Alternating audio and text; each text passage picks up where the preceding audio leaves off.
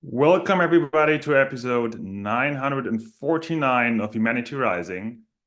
Today, I'm very honored to host a session on the future of energy, climate change, and health challenges that we face as humanity. Jim is still traveling and will be back to host the show, as far as I know, on Thursday. In the meantime, I have the honor to do the session with Thomas Vallone, who some of you may know if you're coming from the ET study field, because he has been really a leading authority in educating the public on the reality of alternative energy technologies and bioelectric healing.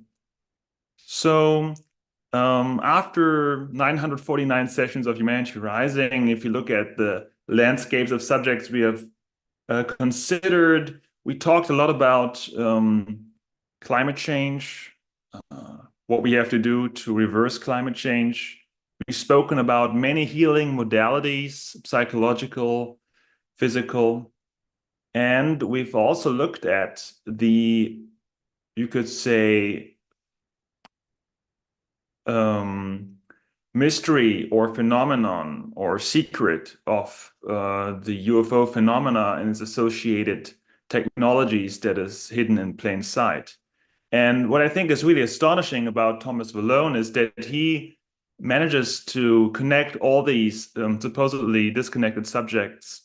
And what we'll try to do today with him is, in his presentation, to cover this vast wisdom. He has done amazing work. So I could spend probably an hour just reading on his CV, but sufficient to say maybe that Thomas Vallone holds an MA, a master's degree in physics from State University, and a PhD in general engineering. He also worked as a patent uh,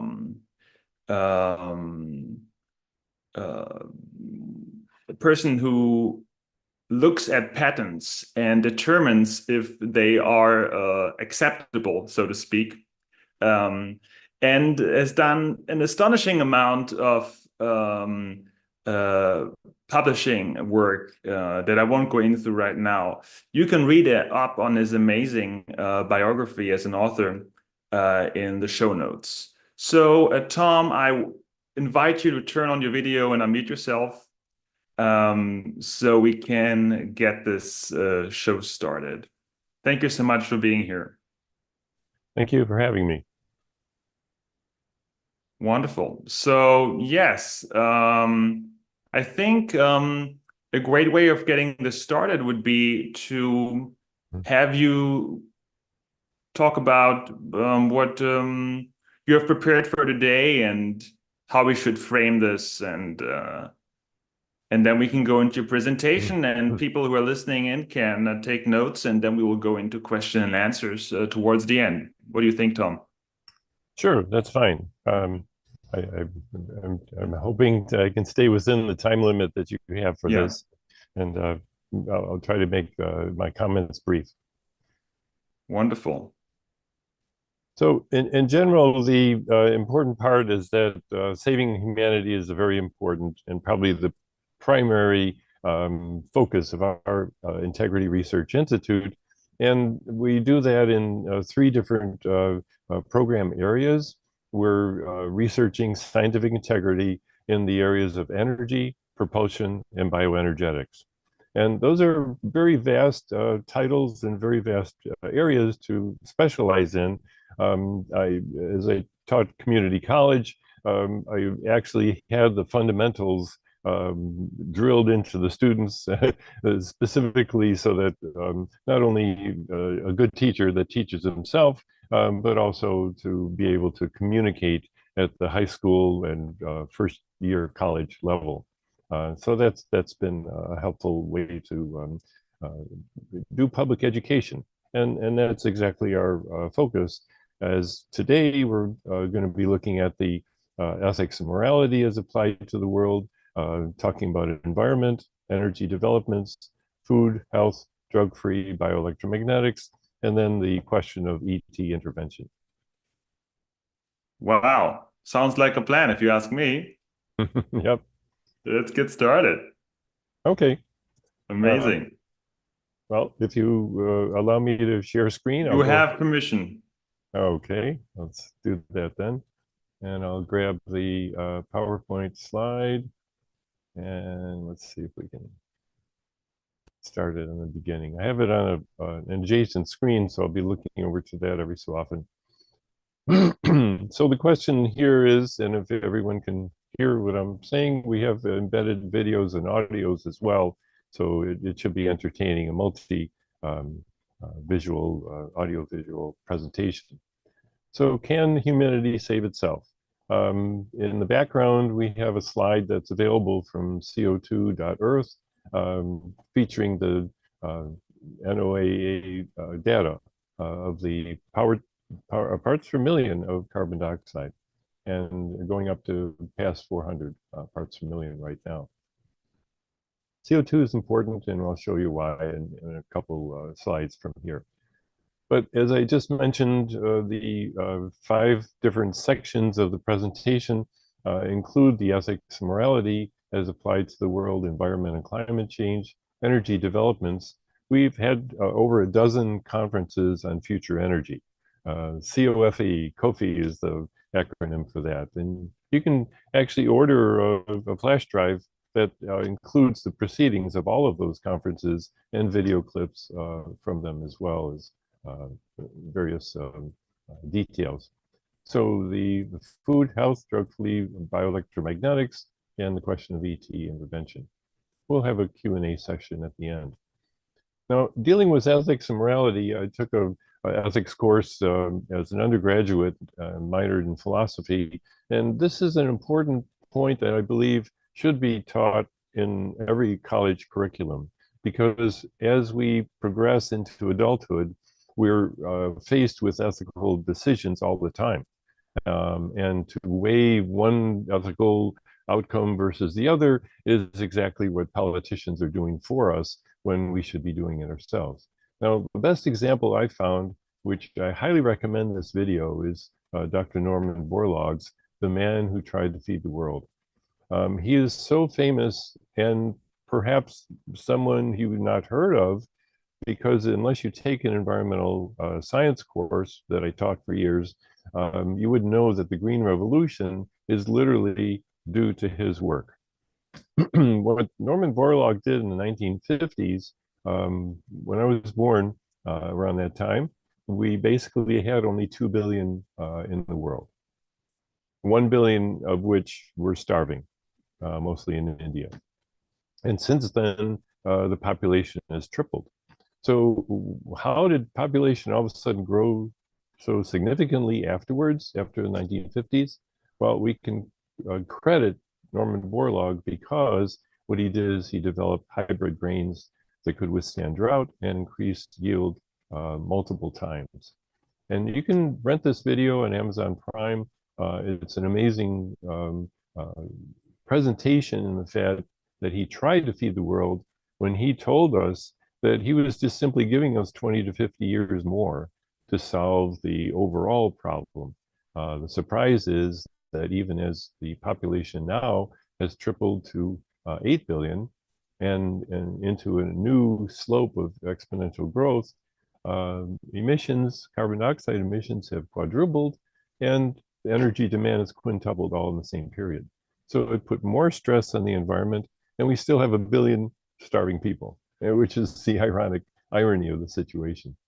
Now, the good news about the population growth, which is significantly incredible, to triple in my lifetime, is that the peak of the growth, the rate, in other words, of population growth, actually peaked around 1975.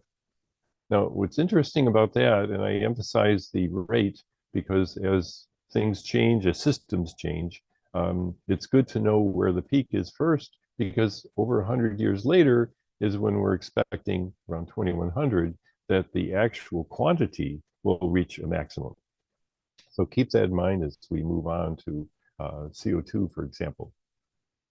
And here's a little brief 2-minute video of Shell Oil telling us what to expect even though it's a little bit dated, it still has important points. Fast forward to 2050.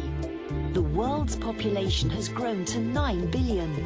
That's 2 billion more people added to the planet over the last 40 years. In addition, millions of people are enjoying a better standard of living, so energy demand has shot up, doubling our current rate. At the same time, scientists believe that CO2 emissions will need to be halved to avoid serious climate change. What's shaping that future? Millions of people across the developing world are improving their quality of life. They're buying their first fridge, computer, or car. If we all continue to use energy the way we do today, energy demand by 2050 could rise by even more, perhaps as much as 3 times the current rate. Shell scenario planners think a big gap between energy supply and demand could emerge. That gap will have to be closed, either by demand being forced down, or supply being ramped up, or some combination of both. So I'm cutting that short because as Shell Oil focuses on fossil fuels, their conclusion is they're going to give us more natural gas. But instead, we're looking at renewables at this time. And we're, I think, concerned with the emission standards that really are significant, as well as the amount of CO2 in the environment. So here we move on to that section. And what I would like to show you briefly, this is an entirely different presentation, which is also summarized in just a few slides here for your benefit. In 2019, I gave a presentation on this and then continued to do so through journal articles. But what we find from National Geographic is that an extreme ice survey of 18 glaciers found that many of them are melting within less than 10 years, as we see in this particular Columbia Bay, Alaska. In 2012, the glacier is totally gone. This is incredibly important for places like India and other places where the Himalayan glaciers feed the Ganges, and if the Ganges dries up, we're going to have a serious problem in that country. And many other countries are facing the same thing. Well, of course, the northern part of our planet is warming twice as fast as the global average, and we're expecting the North Pole to be ice-free in only a couple decades, which is important for the albedo as far as the reflection of heat. It's going to be absorbing heat. And what I find surprising is that a really great, probably the greatest climatologist, Dr. Jim Hansen from NASA, Goddard for Space Studies, published in 2006 this particular graph of 400,000 years history. Now, if we don't learn from history, we're bound to repeat it, as you might know from that famous quote. The important part is that this graph is available on tinyurl/400,000 years. You can inspect it in detail to see how temperature, CO2, and sea level actually track each other even through 4 different ice ages. And each ice age lasts for about 100,000 years. And so as we look at the maximum CO2, for example, we're now pushing that up to 420. This shows in 2006 that it was only about 377.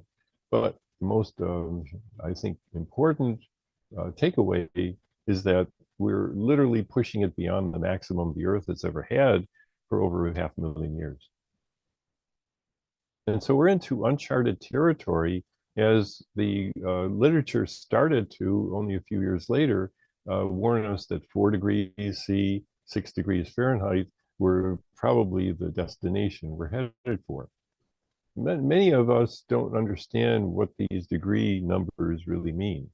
Well, I've published many articles, including this one that's had over 13,000 views, specifically to indicate that really the number is 6 degrees C. That we're headed for currently, and it may be 7 or 8 or so forth as we continue to accumulate CO2 above our heads. We're creating a hothouse Earth, literally, that is similar to Venus. And this has been proven over and over again. But the awareness of how much CO2 And what that means for the temperature increase is, I think, the most important correlation we should have. As I explained, the tracking of all three variables, no matter which one is leading, is a surprise that you learn just from Jim Hansen's graph from the Vostok ice core. And what I found, since he provided the table of the values for these three variables, is that there was a key to this. So I gave him this entire annotated version, which he appreciated, to put on his wall. 20 parts per million equal 1 degree of increase. And so what we can find very simply is, even if we take the 410, that's a nice number for the baseline of 290, and subtract them, we get 120. And dividing by 20 parts per million, we get the 6 degrees. And so this is how simple the prediction of literally the temperature gap that we're indebted for, because we push CO2 so high. It's simply a learning takeaway from the fact that history has already provided this relationship for us to learn from, inextricably correlated historically. So can we, first of all, learn what 6 degrees C actually means? Well, luckily, National Geographic has already provided a documentary several years ago, which is now free on YouTube, to explain literally the effect each degree in temperature change has on the world.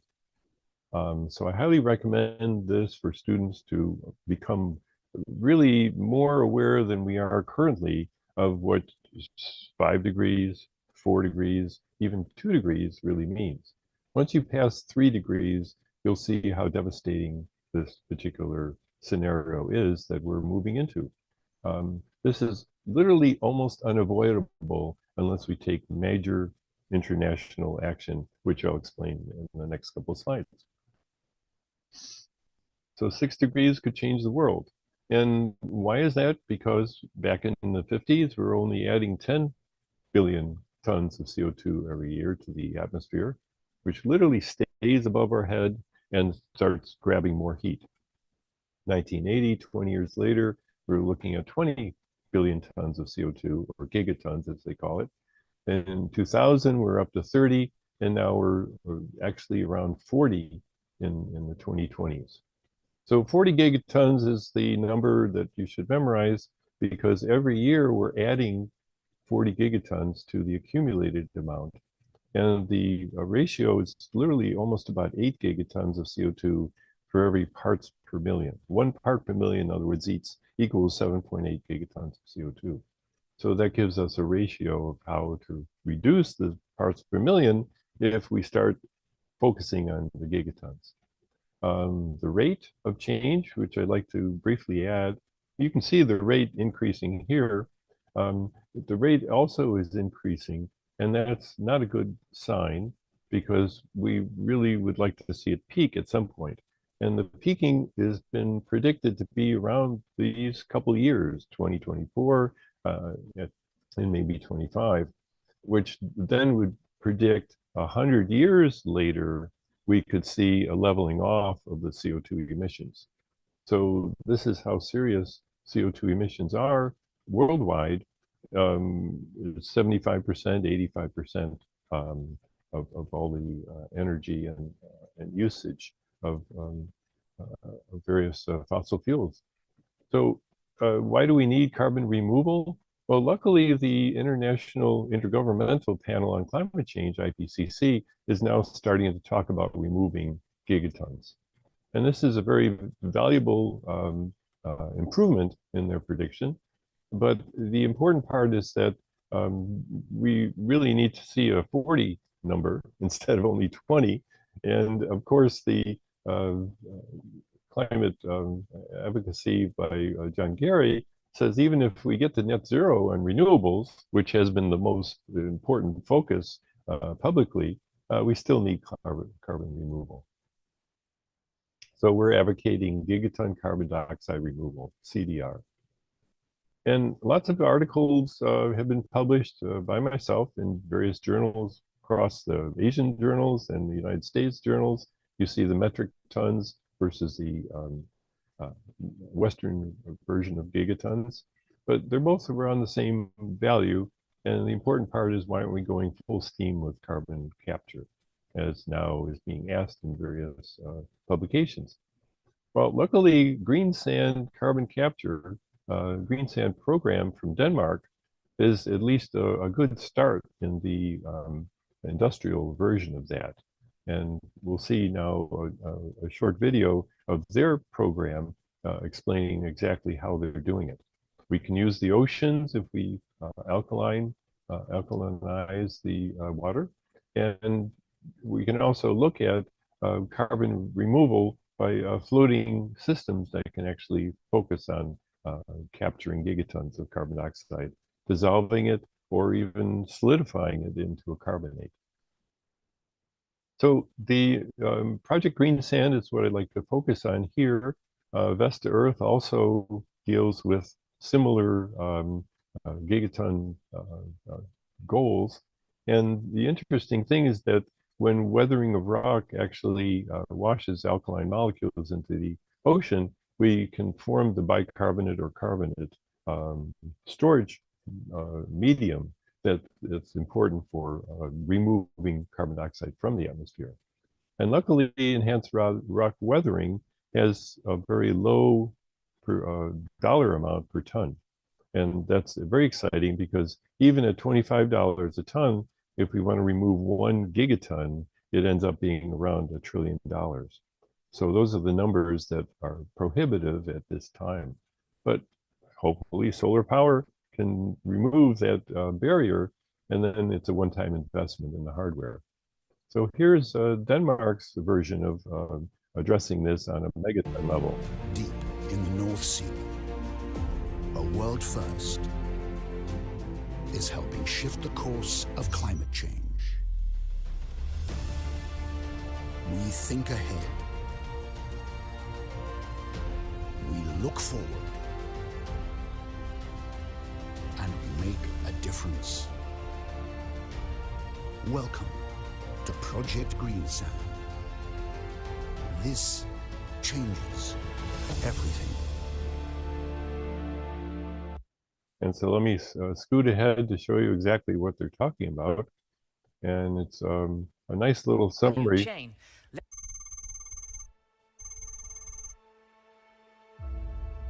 Here in Antwerp, we produce ethylene oxide. In the process, CO2 is produced. We try to keep that as low as possible, of course, but it is a byproduct that we cannot avoid. So we will supply the CO2 for green sand. We are here at the INEOS oxide facility. Behind me you can see the ethylene oxide plant. We are capturing the CO2 by an absorption-desorption process. Absorption-desorption is actually the CO2 binded to another molecule, and afterwards, by heating it up by steam, we strip off the CO2 again. When the CO2 is actually stripped out of a unit, then it goes to that plot, to that area, where it actually is cooled down.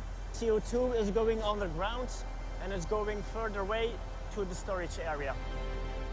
This is where the purified CO2 is liquefied and temporarily stored. CO2 is being used in many different industries, like the beverage industry, the horticulture, and also in cooling transport. In the pilot phase of Project Green Sand, so the ISO containers come, they drive on the loading bridge to be loaded with liquid CO2, and this in the same way as the other industries come and pick up their CO2. We have been capturing the CO2 on this site for decades. A proven technology, we know it works. We are now just connecting the dots. The Green Sand project will be a game changer for the chemical industry here in Antwerp. If green sand proves to be successful, and we are convinced it will, then it can effectively contribute to roadmaps all over the world. And that's exactly what we're hoping. Well, that gives you a summary of the climate problem and solution. And now we move on to energy developments for renewable energy for the future. And hopefully it'll be the near future. Speaking of which, you can also subscribe to our future energy e-news going out every year by visiting our website, integrity-research.org. Just recently, we added to this list that you see in front of you the recycling of lithium-ion batteries by Redwood Materials Company. And what's exciting about that is that the company was formed by the former CEO of Tesla. So they have a very aggressive growth program going on, and 80% of the lithium batteries now are available literally from recycling, which is, I think, very exciting. So moving on to simple examples of net zero energy districts, we see in Fort Collins, Colorado, literally a situation where zero energy is achieved, net zero, and it's also financially attractive by making super efficient geothermal heating and cooling. And we'll talk a little bit more about geothermal as well. Even in Kazakhstan, we find that there are buildings that power themselves, cutting CO2 emissions and also balancing the solar energy, maximizing the amount of solar energy available with wind turbines as well. Now, one exciting development here has been in the New Scientist magazine, which I subscribe to announce that world renewables have reached 30%. 30% of global electricity for the first time is now being generated by renewable and clean energy. So this is a very worthwhile celebration, I believe, because we're advancing in this direction faster than I think we anticipated, which is really necessary if we're going to be capturing CO2 and not simply chasing after an increasing amount of accumulation. Well, Stanford University has also done a great contribution to this field. Dr. Mark Jacobson has a nice video on YouTube explaining how he has theoretically predicted that 139 countries can achieve net zero as well. And these are the suggested technologies that he finds will work in these 139 countries. Residential rooftop solar, solar plants, concentrated solar, wind both on and offshore, even government supplied solar subsidies, wave energy, geothermal energy, hydroelectric, and something you may not have heard of, tidal turbines, which is 24 hours of energy as well. Published in Joule magazine in 2017. Now, what he explains in this particular graph is that as these technologies increase over the next few decades, as predicted, the energy demand from 12 terawatts up to 20 terawatts by 2050 can actually be met by the increasing amount of renewable energy. And as far as geothermal, MIT has already predicted that geothermal is really a very convenient source of power throughout the United States. And this has been slowly growing in various sections and sectors, but it certainly can be a major source of energy as well. Now, what I find is also exciting, this is another slide from a different presentation, that the breakthrough energy technologies developed by Iceland is similar to what space solar power does for us. Space solar power literally gives us 10 times the amount of energy for the same solar panel if you shoot it up in space and let it sit there grabbing solar power. And what we find if we drill 5 kilometers down into the Earth's mantle, we're then getting into molten magma, which then also gives us 10 times the amount of energy from a geothermal well, a similar geothermal well. And so Iceland is proving this is a technology that's achievable.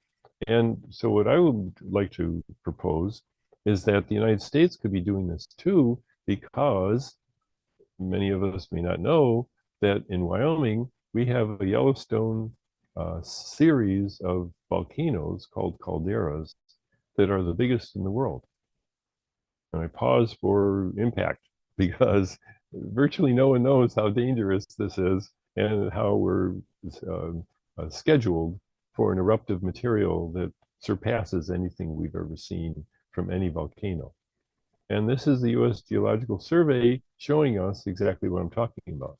Mount St. Helens, in terms of volume of ejected material, is shown here in a little green circle, and Pinatubo, Nova Ropta, all of which are small circles compared to Yellowstone, Mesa Falls, Long Valley, Caldera, and then the truly big ones, Yellowstone's Lava Creek and the Huckleberry Ridge.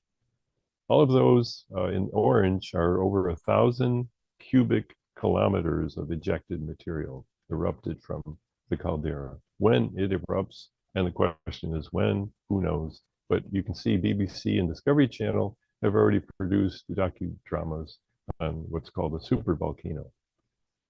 So we're sitting on a supervolcano that's obviously liquid magma, plenty of geothermal, 10 times what we normally would access. And using geothermal wells certainly could be perhaps a postponement of this destiny of eruption.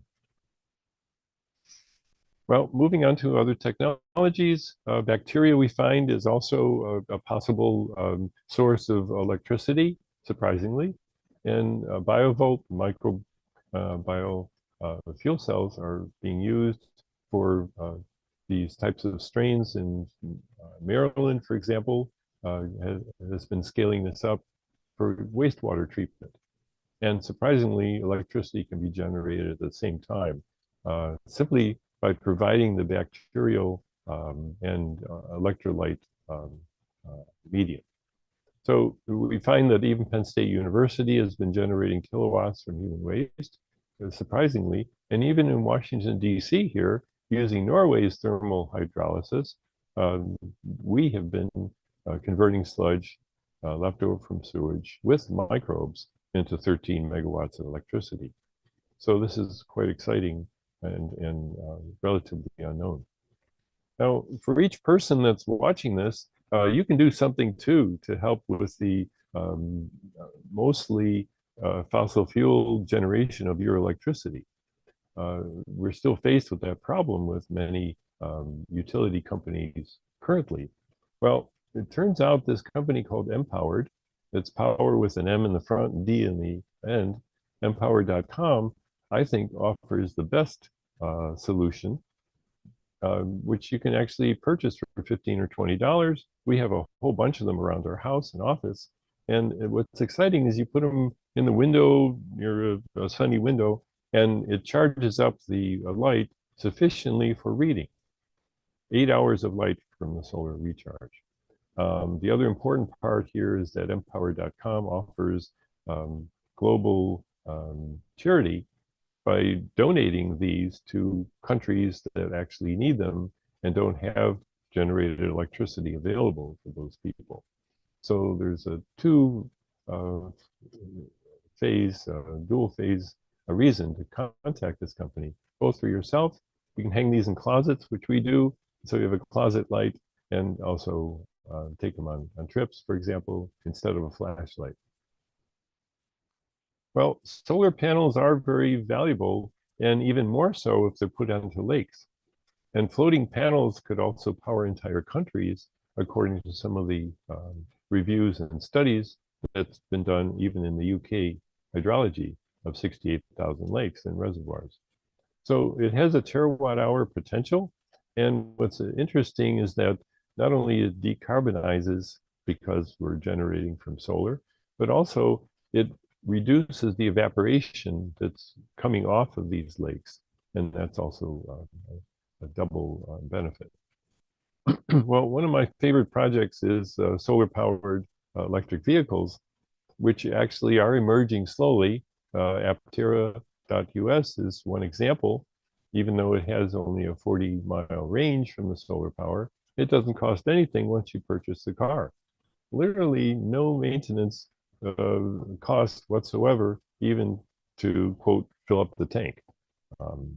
So this is, I think, our future as solar panels become more efficient, and we can literally look forward to disconnecting from whatever generates the electricity that is then powering the available electrical chargers. Many of the electrical chargers you see on highways nowadays, even the Tesla chargers, can still rely upon fossil fuels when they're providing electrical power for these electric EVs. Well, electrical commercial airlines are also coming on board. Cheetah is one example of that. The University of Illinois has pioneered this technology. Fully electric aircraft platform, but it uses the cryogenic liquid hydrogen as a medium for converting to electrical energy through fuel cells to power the jet plane motors. And NASA is providing the funding for this.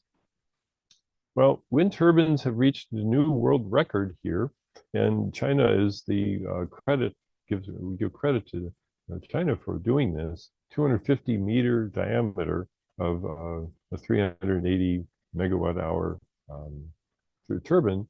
Literally one turbine can power 170,000 homes.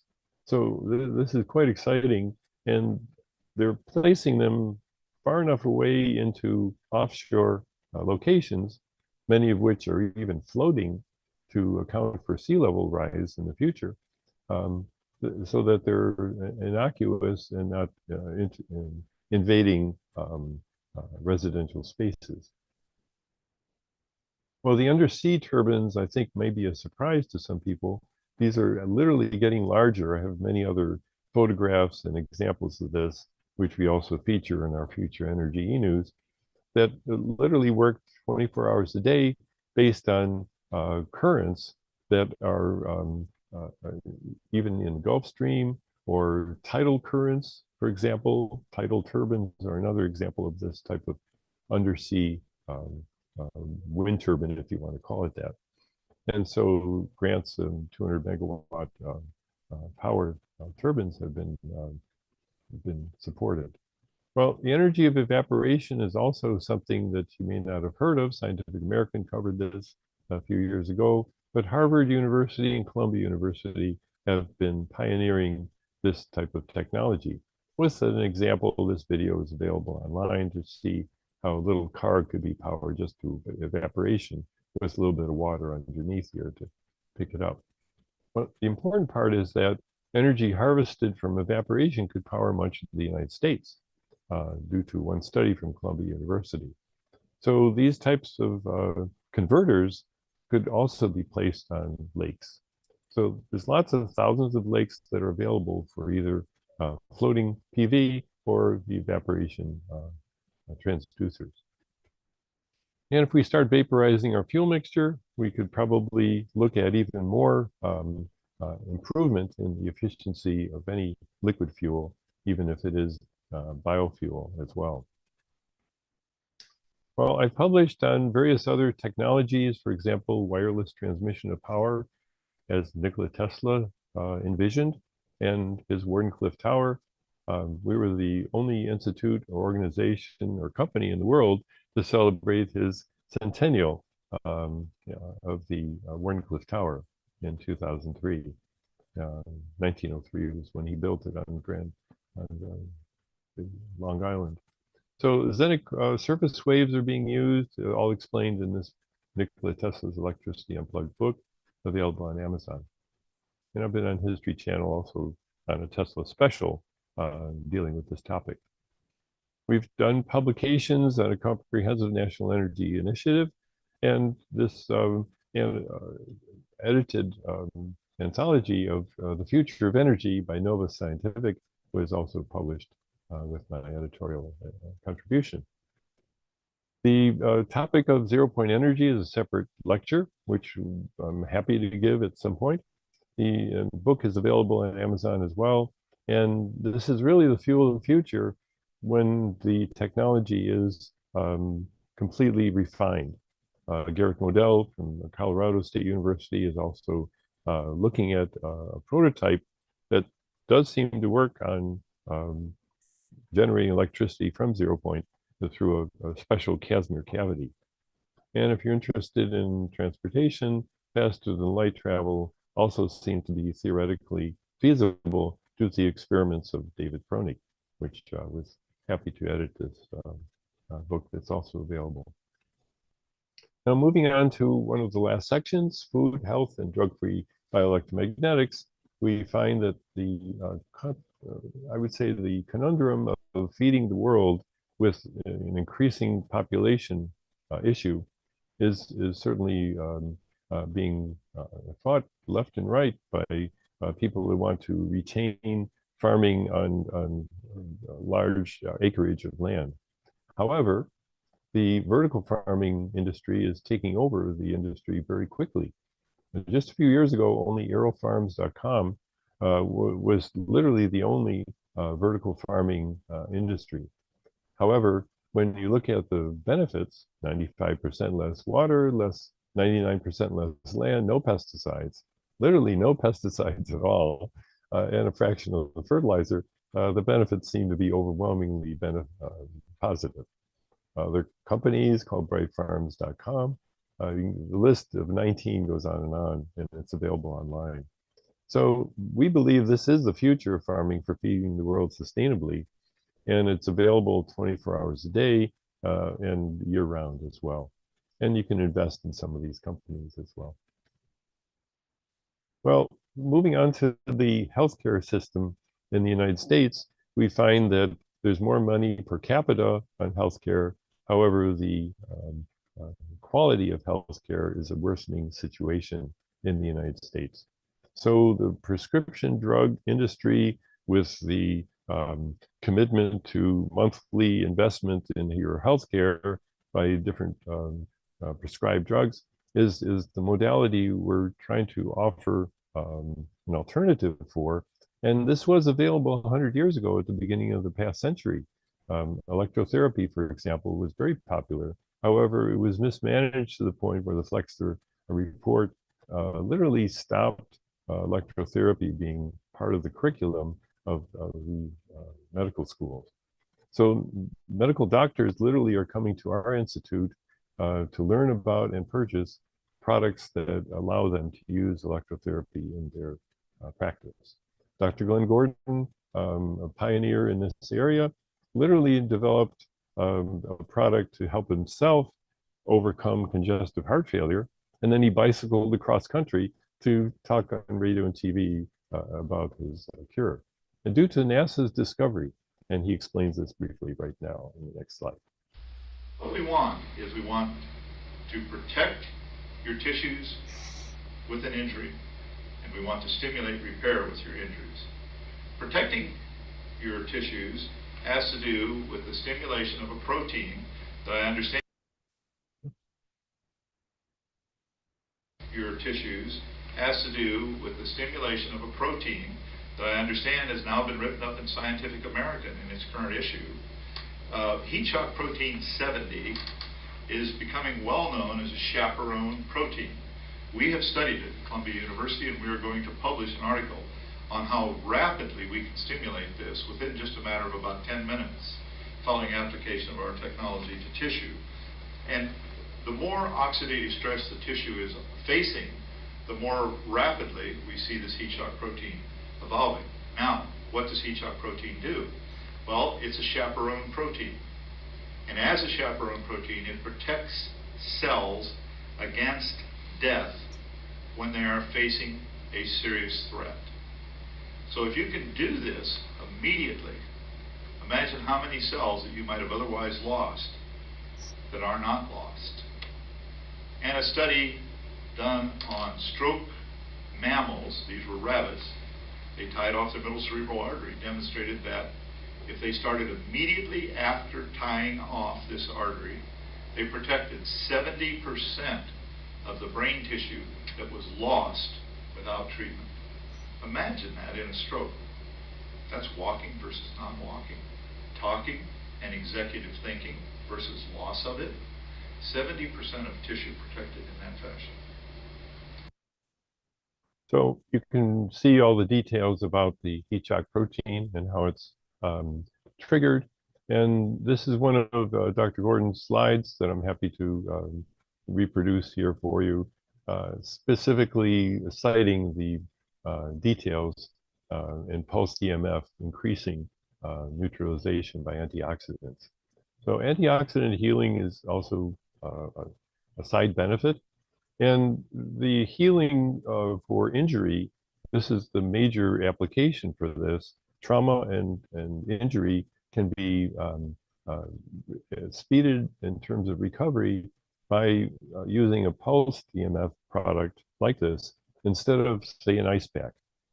And my wife and I have had personal experiences with this to literally avoid the swelling, the black and blue marks, from impact injuries, for example, and also other types of injury as well. And so what the original product on the left here was the guide to back engineer. And so we've literally improved it to the point where we now also have incorporated the 7.8 hertz pulse rate that Dr. Gordon preferred, because that is the Earth's frequency. It's the Schumann resonance that the Earth ionosphere cavity has between the Earth and the atmosphere, resonating with the Earth. It's also the same frequency as our alpha rhythm of the brain. And literally, as he explains, only in 10 minutes, you can have an anti-inflammatory response that stops the inflammation that's normally associated with injury. And even for chronic situations, this can also help, for example, cardioprotection from stress conditions. And this was found 10 years after Dr. Gordon invented his product, and it was published in Nature magazine. So the side benefits of cardioprotection and also the cartilage regeneration is also part of the benefits as well. And I'd like to emphasize, one of only 2 scientists I know in the world who are talking about electrons being antioxidants. But that's exactly what vitamin pills give us when we take them, is they donate electrons to stop free radicals. And we can do that directly with electrotherapy. And also prevent some of the aging effects that free radicals cause. Literally, skin wrinkling is one of the signs of free radical damage throughout your body, which is visible. So antioxidant healing improves with the pulsed EMF and nanosecond rise time. And here's the other development just recently by NASA, reporting non-invasive therapy for cartilage regeneration. So as people get older and they have joint problems, osteoarthritis and rheumatoid arthritis, it is gratifying to know that pulsed EMF is literally an alternative therapy that's available. And just with the previous product that we just cited, with the pulsed EMF, we're looking at the fact that we've sold 1,000 of these so far. And we're happy to mention that because as a nonprofit charitable 501c3 organization, we're dedicated to helping the public with such technologies and discoveries at a reasonable price, and we don't collect any profit. I'm a volunteer for the organization, so is my wife, and we don't collect any salaries. So we've also fulfilled Dr. Gordon's hope that a pad would also be available with the same design of circuitry. Osteopad.org is the website for this product, and we have 3 different sizes for the product as well.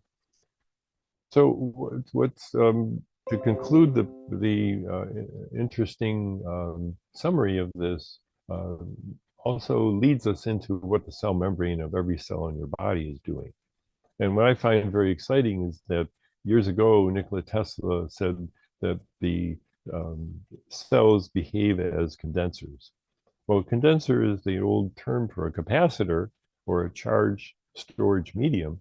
And the cell membrane in your body is storing up to 100 kilovolts per centimeter, which is also equivalent to 10 million volts per meter. Well, if you think of 10 million volts across a 1 meter distance, you get a huge spark that would short out. But the cell membrane is the most amazing capacitor dielectric that nature has developed. And we can also stimulate that with high voltage products. Here's Dr. Giroux showing one of the early versions of this as a portable Tesla coil, Premier Junior we call it, and also the chair, Nikola Tesla's energy chair we've reproduced with a Tesla coil, 250,000 volts, and also the Premier 2000 is a similar Lukovsky model. So you can stimulate your transmembrane potential literally with high voltage. And visit bioenergydevice.org for more information about that.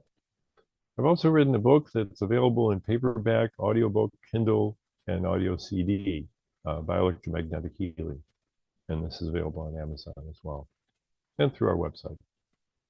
Well, our last topic, due to popular demand, is the question of ET intervention.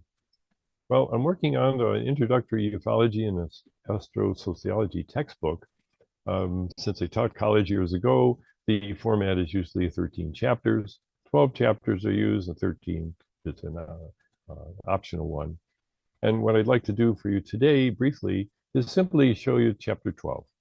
And chapter 12 is devoted to each of the chapters are one particular topic of ufology that I feel are the most educational and important to discuss and look at and understand. Because, for example, with George Van Tassel in chapter 12, we're literally looking at a historical, amazing legacy that he particularly conducted UFO conventions in the 1960s, for example, 1950s, that had up to 50,000 people arrive for the convention. I even talked to Dr. Bob Beck, for example, who attended one of these. And you can visit integratron.com for more information. George also built the building, which I visited, has a Tesla coil inside for healing. And here's an example of why people flocked to these conventions. UFO visited the convention very often. And that's what Dr. Bob Beck told me as well. He literally saw one of these. And you see these people walking away from the phenomenon as if, oh, it's just happening normally here. And the deputy sheriff who took the photo on one of the Instamatic cameras showing and proving that he took the photo. And you can see the anti-gravity effect of this amazing futuristic product, craft. So this is the Integratron today. It has rods that are supposed to use atmospheric electricity to charge up the Tesla coil inside. And what's probably the most important discovery that George made as he did this psychic channeling that's transcribed into this book, I Wrote a Flying Saucer. He literally got onto one of the ET's saucers at one point, is that in his April 6, 1952 session, he was told that your Pentagon will soon have much to muddle over. We're going to give this globe a buzz. And they were hoping that we would not intercept them from the front. Why was he doing that? Why were the ETs doing this for George? Well, they were literally trying to, he believes, let us know in advance that there would be a problem perhaps from the Air Force. And then on July 18th, he received another message that he should send a letter to announce this coming event to the Air Force Intelligence Command in Washington, D.C. He did so with a return receipt requested. So they received the letter on July 22nd. And what's interesting is that even with the altruistic, ethically sound intention of the ETs, as they buzzed the Capitol for 3 days in a row, unfortunately, this became an unpopular event. And I feel that this is an important topic of discussion because as anyone ventures into this field, which is now becoming even a government program of interest to decipher all of the activity from such advanced craft, the people behind it are what we should be studying, astrosociology, in other words. And why were the ETs so adamant about trying to connect with us in some fashion of at least showing that they exist, flying around above our heads?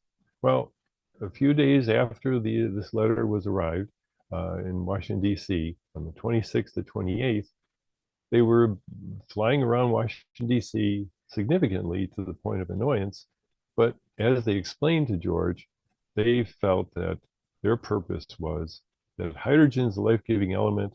They are concerned with it because the deliberate determination to extinguish humanity and turn the planet into a cinder is one of their major concerns. And if anyone studied how many nuclear bombs are available throughout the world, we have overkill, obviously. And they're claiming this condition occurred before in the solar system, and the planet of interest was torn to bits. And they're determined not to let it happen again. Well, I was perplexed by this message. I couldn't understand how this is possible. And then I thought, what is the asteroid belt? What is the asteroid belt? There's no reason that a bunch of asteroids should be floating around separated from another planet. But apparently, they're telling us there was a planet there at one point between Mars and Jupiter. So it's possible that this is actually a remnant of some conflict. And what I find interesting, very significantly coincidental, synchronistic, we could say, is that the United States exploded the first hydrogen fusion bomb just a few months later after their buzz of Washington, D.C. So they were trying to make the point before we started to use the hydrogen bomb, which really there was no reason for Edward Teller to even develop it. So to contribute to this theme of an exploded planet, you have to wonder what was the adjacent planet doing. And Mars is the planet of question here. Mars and the adjacent asteroid belt planet apparently, and you can only say apparently, this is theoretical, might have been in some kind of conflict. And we're talking 200 million years ago. But at that point, at that time, Mars had an Earth-like planet, Earth-like climate. And what Dr. Brandenburg has found, he's a colleague of mine, I know him personally, he not only published this book, it's available on Amazon, but also published lots of journal articles. You can click on this link later on for the International Journal of Astronomy and Astrophysics to see his latest article from just last year, Evidence for a Large Planetary Climate Altering Thermonuclear Explosion on Mars. Can you believe a couple, literally 2 thermonuclear explosions happened on Mars about 200 million years ago? This may be unbelievable. Most people would just dismiss it as an impossibility. However, Dr. Brandenburg worked for Sandia Labs, a physicist, and literally had to report to the DoD this finding before he was allowed declassification to release it to the public. And the estimate is 1,000 megaton nuclear bombs were exploded in the air and caused major devastation to Mars. And the neutron bombardment afterwards was the cause of the loss of the atmosphere, which is around the same pressure as we have currently on Earth. So combine this with the asteroid belt destruction, and we see that there's a scenario here that's amazingly probably connected. So to finish up with what happened in Washington, D.C., there was lots of newspaper coverage of this phenomenon in July 29th. And even General Sanford gave an unprecedented press conference to explain that it wasn't anything to do with the United States secret development, which is surprising that he would even mention that in the 1950s. But nowadays, they've tried to cover it up, but of course, Area 51 has become very well known legally as well. So when the Air Force started to tell the jets to shoot down the flying discs, that became the major problem. And I only show a little brief clip of this news broadcast.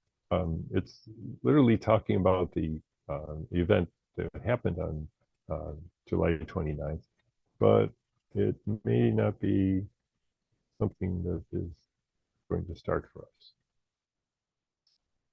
Well, we'll move on to the last section. It's available online. You can see the coverage of it, and General Sanford's press conference is also there. But what I find surprising and inexplicable is that another friend of mine, Dr. Bruce Maccabee, published a book about this event with all the phenomenon and the press conferences and the Air Force involvement, but he forgot to mention Van Tassel's prediction of the entire event. So as we finish up here, we can ask questions about energy. You can ask questions about bioelectromagnetics. You can visit our website, integrity-research.org, or we can talk about the ET intervention, which is a very perplexing problem that really doesn't have an easy, clear ethical solution. Because, for example, the Brookings Institute back in 1960 published the famous report, Implications of the Discovery of Extraterrestrial Life, which basically said that history has proven that whenever a dominant society takes over another, say, quote unquote, inferior society, the belief system, the political will, and everything else literally obliterates whatever remained of the indigenous people who were overtaken. So this is the fear that I would say the politicians and the military have in regards to ET intervention. So if you have any questions, I can certainly address them as well. Thank you. Wow, thank you so much, Tom. This was quite an amazing tour de force. I'm gonna stop sharing your screen so we can get this conversation started. Wow, I think there are many questions in the chat. I'll start with the integratron because it might be a nice way to connect, this bioelectric healing with the ET subject, and it's kind of the integratron out there in the desert, it's kind of part of this UFO lore. And from my understanding, George Van Tassel supposedly got information how to build this integratron from these ET beings, supposedly Venusians, right? There were many of these type of friendly Venusian. We don't know if they're actually from, that's what I've heard. Venus. Yeah. Yeah, well, probably a different dimension, who knows?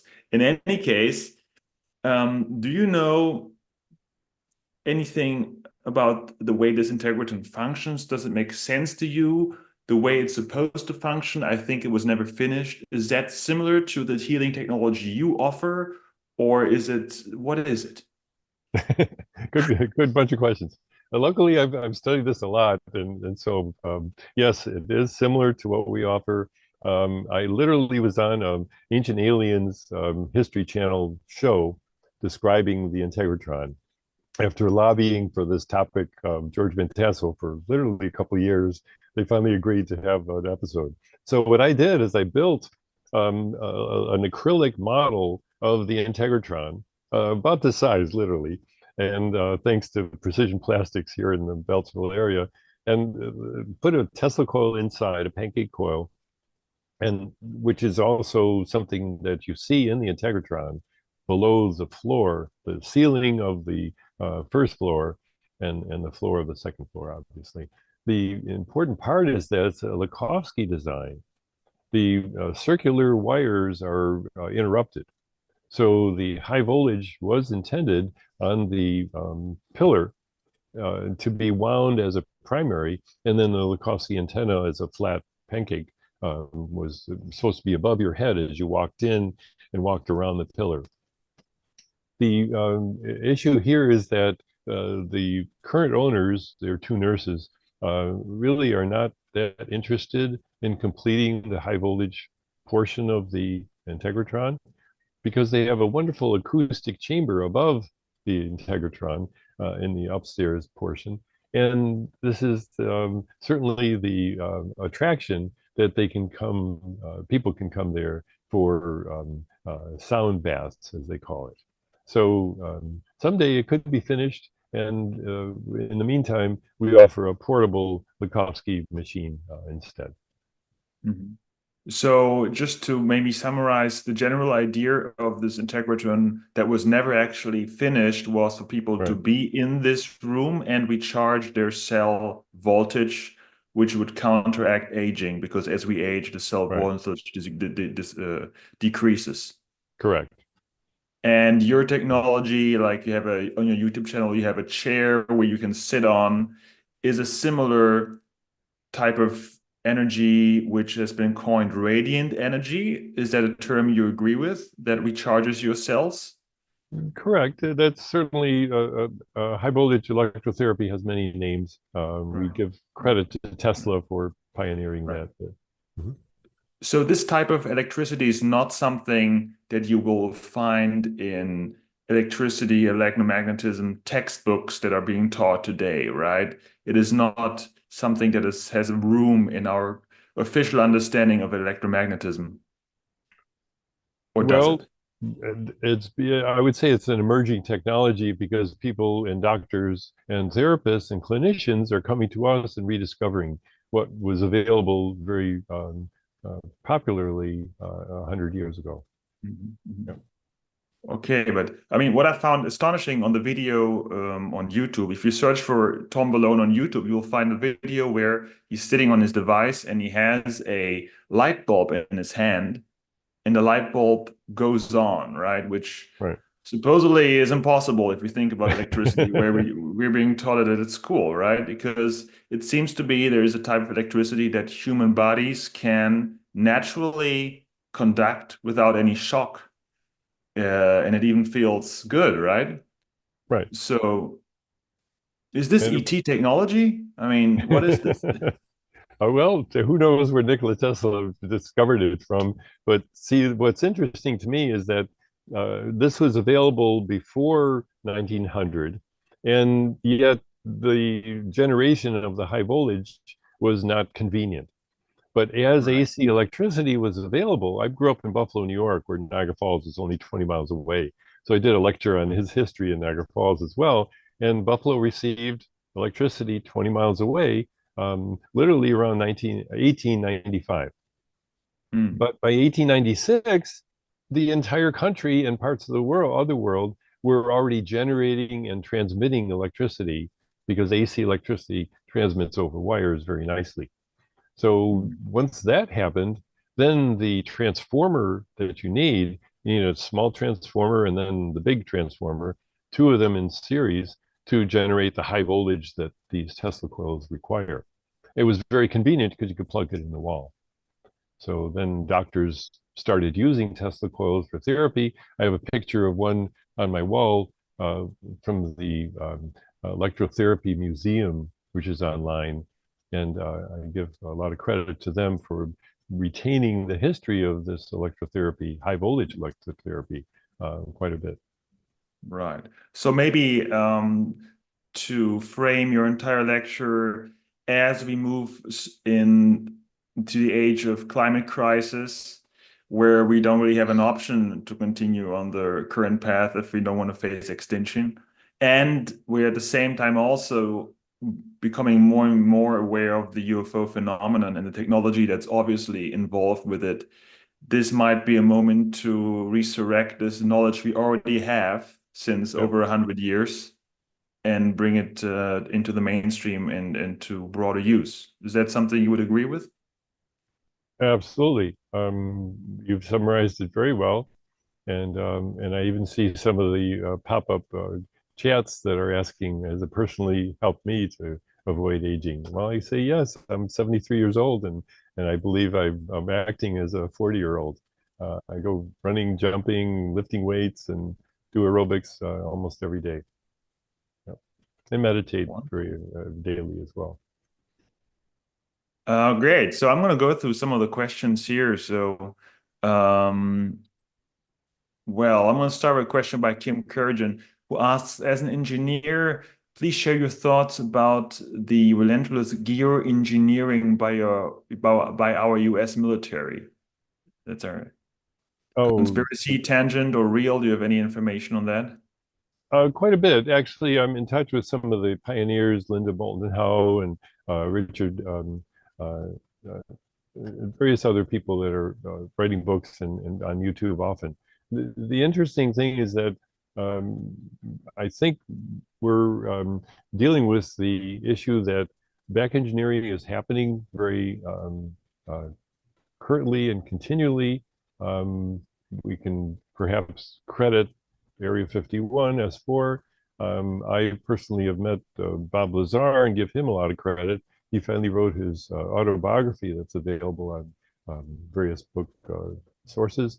But the fascinating thing is that their revelations of back engineered craft have now become mainstream, and many other uh, experts have been coming forward to describe the fact that not only have we back engineered craft, but apparently some of the, would you say, secret Air Force or secret society or the um, uh, various undisclosed budget for the United States, for example, is already paying for the use of these craft to fly elsewhere.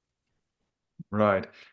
Which brings you to another important field that you have also done a lot of groundbreaking work in, which is theory how electricity and gravity and magnetism interact, right? Kind of a grand theory of how this all fits together. Is that right? Right. I didn't even mention the two electrogravitic volumes that I've produced and edited, and happily also have experimented with. There's a wonderful movie Jesse Michaels has produced on the history of electrogravitics and T. Townsend Brown, who I actually corresponded with years ago. So T. Townsend Brown is famous for not only doing experiments on electrogravitics, showing that electricity and gravity do interact and can interact with high voltage applications in a specific type of format, positive electrode in front, negative electrode in back. But even the B-2 bomber, which Paul LaViolette was famous for uncovering and deciphering, uses charging of the leading edge of the wings, and the flame jet generator coming out the back is negatively charged to provide literally a lack of heat signature for an aircraft. So you're saying it's kind of a spectrum of technology that we know about. It's using some features that are semi kind of unknown, like what you just mentioned with this charged wing, that gives credit to this in bombers that we do know exist, right? Okay, and there's a question by Charles here. Whoa, that's a big one. Do you think the US military is in possession of over unity generators? Absolutely. And it's not necessarily the US military. That's what people need to understand, because most of the military and even the president doesn't have high enough clearance to be aware of these over unity generators and propulsion generators. The electrogravitics itself is an obscure science.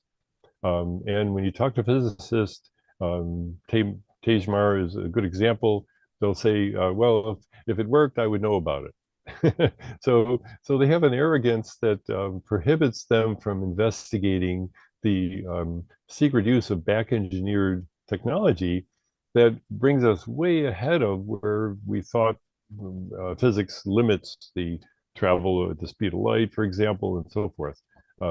Roswell is a good example. There's so much information available from the Roswell incident in 1947 that I'm happy to have collaborated with some people that are very well informed, including Dr. Paul LaViolette and Linda Moulton Howe, that have reported on the specific type of materials, bismuth, magnesium, zinc, for example, in micron layers that are susceptible to radar.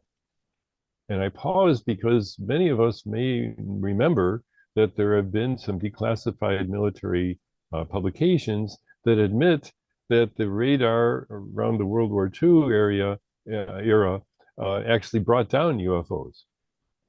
So this exactly is the problem when we look at not only the crashes, UFO crashes, but also the propulsion system. And what I find interesting is that if we use internally what we believe the engineering of this propulsion system requires, a radar type of frequency being radiated toward a layered hull, because as the people that have worked on these crafts say, oh, I couldn't find any propulsion system in the craft. It's not in the craft, it's in the hull. So I could talk about this as a separate presentation as well, on and on. Yeah, I think there is some confusion in the audience between the different terms we have introduced. So we have renewable energy, which is, of course, very conventional. There is no groundbreaking or suppressed or hidden knowledge involved here. Turbines on the floor, so solar cells that become maybe more efficient. That's one thing. Right. Then we have spoken about, well, to some extent, fuel cells that also use kind of high voltage, that are kind of also getting into the field of 0-point energy, right? So that's something that's not known in the mainstream. It's not just the natural, the hydrogen fuel cells that we know about. There's in your list of alternative energies, there are some of them that we don't really understand yet in the mainstream, right? That's true. That's true. Mm-hmm. Yeah, okay. And then there is the term over unity that was here introduced in the chat, which is something like 0-point energy, right? That's the understanding of that. So we asked the question, do you think over unity devices exist in the military and private contractors? You said you think so. And then there is a different subject, which is electrogravitics. Right. But there is a connection between this understanding of 0-point and electrogravitics. Is that the same field for you? Not necessarily. Yeah. One deals with energy, the other deals with propulsion. That's why we separate the two fields. Of course, propulsion always involves energy, but if we separate them and treat them as apples and oranges, then we can focus on whether you're producing force or whether you're producing, say, electricity. Mm-hmm. Okay, so there's a question by Bob here regarding the Tesla experiments. Is it difficult to emulate Tesla's experiments on wireless electricity transmission? What are the obstacles? And actually, I'm glad he asked that question, because recently I've received emails from people that are quite qualified in this area, and they're still perplexed why it hasn't been developed. Dr. Jim Corum, for example, has been a pioneer. He was previously a physics professor at West Virginia University, and he's, I feel, one of the world's experts. Contributed a very nice chapter in my Nikola Tesla's Wireless Unplugged book. And he worked with one of the companies in Texas that actually built a small wired cliff tower, tried to replicate what he found was a xenic wave phenomenon through the Earth's crust. And unfortunately, they fired him because they had an Air Force general, I believe, retired general on their staff who felt, oh, we can do it all ourselves. And now they're out of business. So unfortunately, the technology itself, even when Dr. Corum proved that it could be done at a distance through his understanding of the xenic wave that's outlined in his chapter in his published journal article, it still requires his expertise to help it finally be implemented. Yep. So you're saying what Tesla did is still hard to reconstruct, to imitate. It's kind of a mystery even to scientists today how he created what he did. Exactly. It's like there's like a secret sauce that we just don't get about him. Absolutely. It requires lots of antenna research and receiver research that optimizes, just like the telegraph and the original antennas that Marconi pioneered after Tesla educated him on how to generate electricity at a distance. He felt, okay, we can at least communicate this way. And certainly Marconi deserves credit for experimenting with lots of different antennas that finally worked. Yep. Right. I'm just going to go through a few more questions here, looking at the time. Cherry asks regarding the pulsed EMF healing technology that we spoke about, right? Right. If it's measured in hertz, and does that mean it's actually sound waves? Is there a relationship between pulsed EMF and sound waves?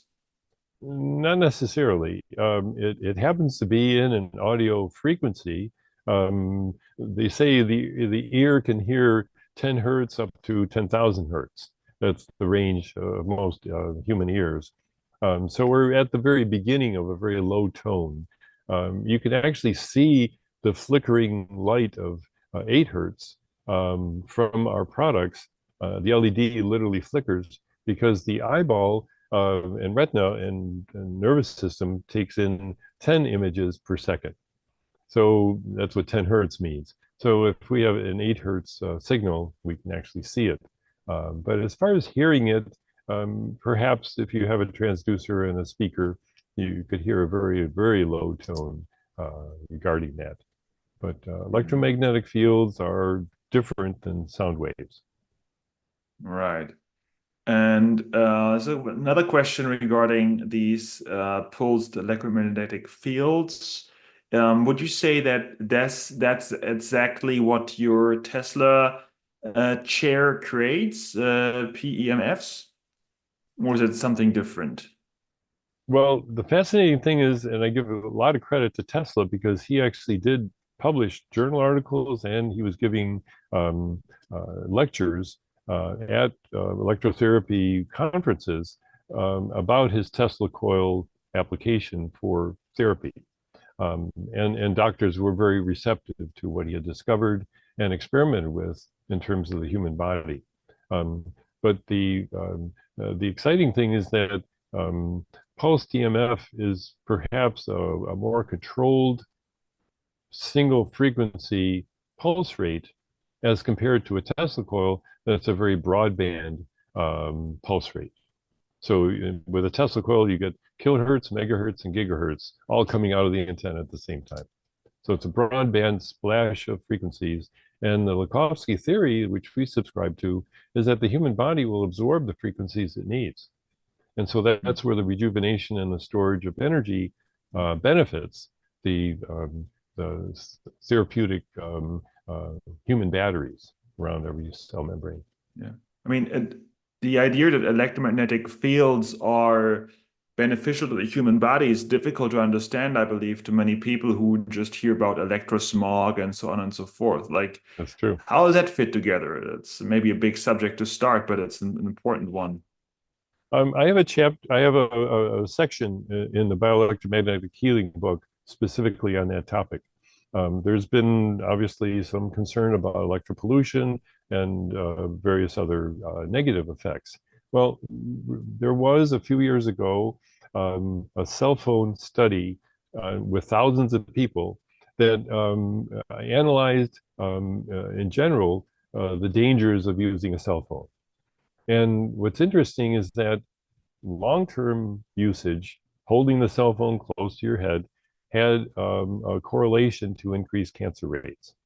However, the anomaly, which was reported in several different outlets, said, however, if you hold the cell phone close to you for 15 minutes or less, you actually get less of a cancer rate. So nobody could figure it out. Literally no scientists in the world contributed to analyzing. They just said, oh, it's an anomaly. Well, in bioelectromagnetics, in our interpretation, short-term exposure is beneficial. Long-term chronic exposure may be detrimental. It's just like some of the vitamin A, D, K, they're toxic in high dosages. Small ones are very beneficial.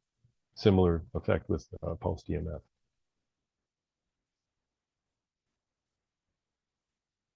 Oops, I can't hear you all of a sudden. Oh, here I am. Sorry.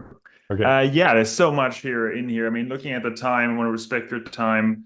Tom. Maybe That's okay. let's talk about what is really exciting to you right now. What are you working on right now, and what are your projects for the future at this moment? Well, actually, one of the energy generation projects is a spiral magnetic motor that uses permanent magnets. And I've lectured on that, published on a peer-reviewed physics journal. And we're hoping to get some funding for the next stage of that testing. And eventually, we'll probably see the spiral motor actually overcome the end of the spiral and continue continually, uh, literally to rotate using permanent magnets. So that's one of the projects. Another one is the testing of an electrogravitics craft, a dome, in other words, in a vacuum.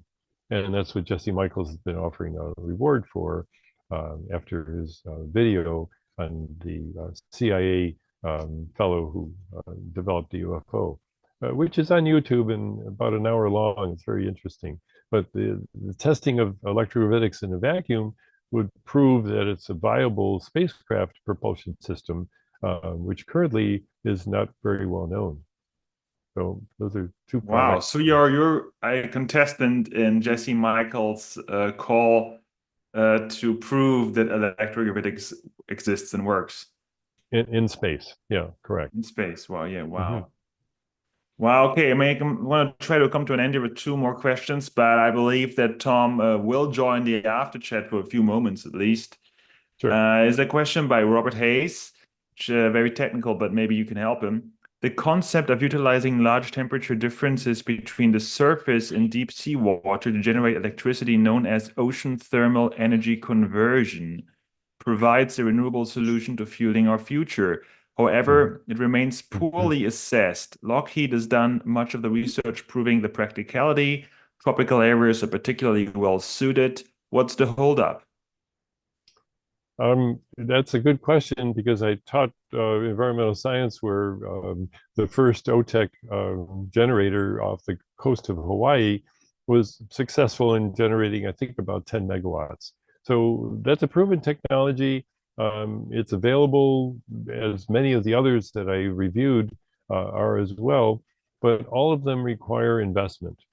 And investors look at the return ROI, it's called, return on investment. And it's possible that OTEC is not robust enough to be attractive to investment capital. As you just pointed out, tropical environments are needed. And how many tropical environments do we have besides Hawaii that are conveniently located to highly populated areas? And that tends to be the issue. You can locate a windmill nearby the coast, and usually you have a big city nearby the coast that can benefit from the generated electricity. But OTEC has more of an issue in that regard. Okay. Well, I think there's so much here, and we will really try everything to get you back, Tom, or maybe even offer courses in ET studies, as I believe this is really important information you have here, and there's so much more that people can read up in your books. Maybe a last, maybe a rather philosophical question towards the end that I've seen echoed by many people.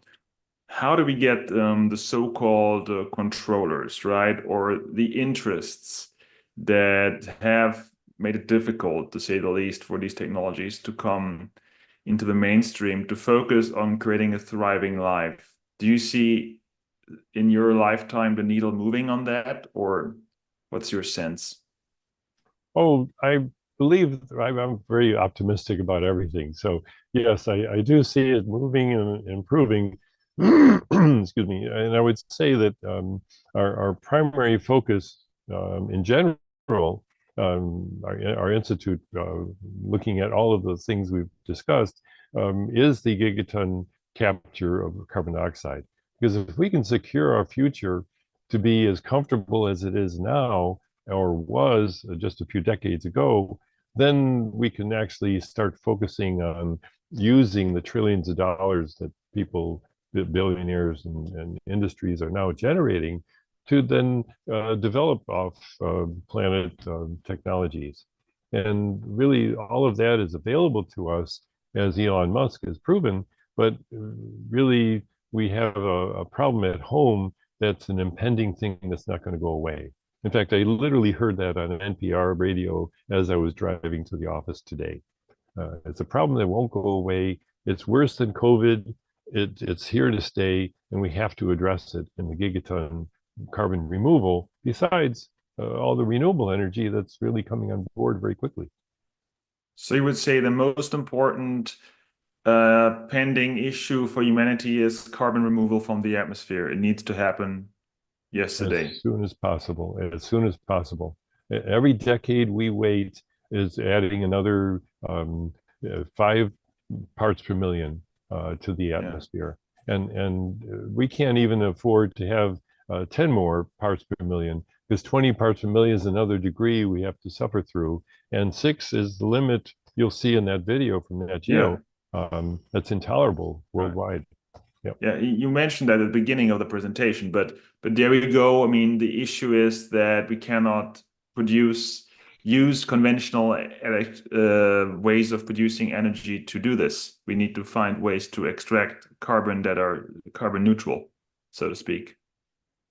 Of course, and even the recycling of carbon dioxide, as the Denmark company is offering, doesn't solve the problem entirely.